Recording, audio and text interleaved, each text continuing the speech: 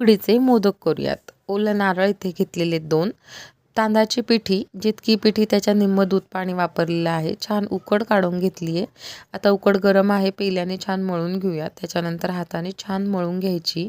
इथे सारणसुद्धा तयार आहे. जितका चव नारळाचा झाला त्या तितकंच गूळ वापरून छान गरम करून घेतलं. थोडीशी खसखस भाजून घातली आहे. आता इथे उकड जी केलेली आहे त्याचा तांदळाचा एक गोळा घेतला आणि छान तो लाटून घ्यायचा. जितकं पातळ लाटता येईल तितकं छान. आणि खोबऱ्याचं जे सारण केलं आहे गूळ खोबऱ्याचं पौष्टिक असं, ते त्याच्यामध्ये घातलं. आता छान पाऱ्या करून घेऊया. जितके तुम्हाला पाऱ्या करता येतील तितक्या करा. जितकी उकड छान मळलेली असेल तितके छान पाऱ्या होतील. छान मोदक वळून घ्यायचा. सगळे मोदक वळून घ्यायचे आणि तुमच्याकडे जर उकडीचं भांडं असेल तर त्यात किंवा मग कुकरमध्ये किंवा जाळीवर छान ते 10-15 मिनटं शिजवून घ्यायचे. अतिशय गोड सुबक छान चवीला मोदक तयार आहेत.